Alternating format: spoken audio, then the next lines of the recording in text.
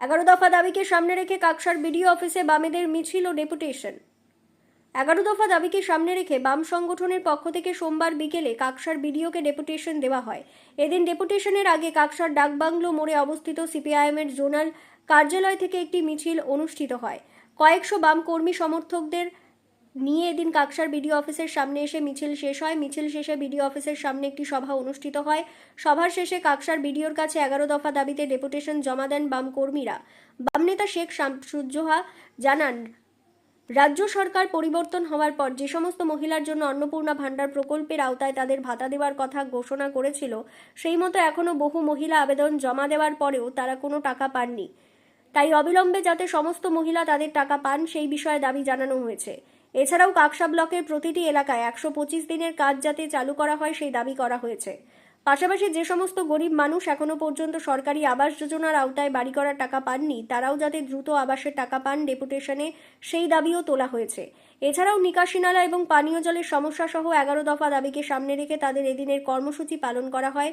কাকসার বিডিওর কাছে এদিন ডেপুটেশন জমা দেওয়ার পর কাকসার বিডিও তাদের যথাযথ ব্যবস্থা গ্রহণ করার আশ্বাস দিয়েছেন বলে তিনি জানিয়েছেন। 200 ইউনিট পর্যন্ত বিদ্যুৎ বিল মুকুব করতে হবে, এই দাবিতে ডেপুটেশন চলবে।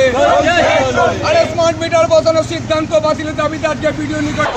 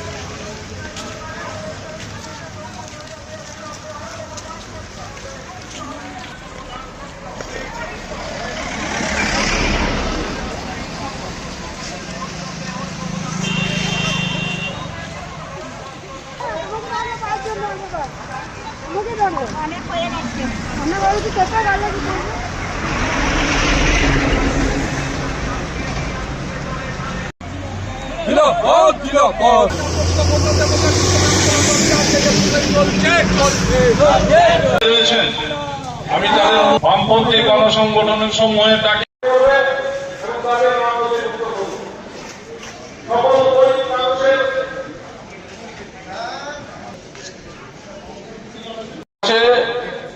এখন বলবেন কি তাদের দাবি। উড়িষ্যায় হচ্ছে বিজেপি, এই হচ্ছে পদ্মফুল, এরা আমার আমছে। আমরা আজকে বিডিও অফিসে এসেছি। কেন এসেছি জানেন? আমরা এসেছি এজন্য যে আমাদের বর্তমান রাজ্য সরকার একের পর এক ফরমান জারি হচ্ছে। আমরা বুঝতে পারছি যে আমাদের বহু গরিব মানুষ তারা আজকে অন্নপূর্ণা যোজনায় তাদের টাকা এখনো ঢুকছে না, তাদের টাকা ঢুকছে না। যারা প্রকৃত যোগ্য, যাদের পাওয়া উচিত, সেই গরিব মা বোনেরা অন্নপূর্ণা কেন কখনো বলছেন অফলাইন করতে হবে, কখনো বলছে একবার বিডিও অফিসে যাচ্ছে, একবার কি তাদের মেলা হচ্ছে সেখানে যাচ্ছে, কিন্তু তাদের নামে এই জন্য এসেছি আমাদের যোগ্য মা বোনেরা ঢোকে। তাহলে আমি যাচ্ছি আগামী দিনে আপনারা বাড়ির থেকে মুড়ো ছাটা দিয়ে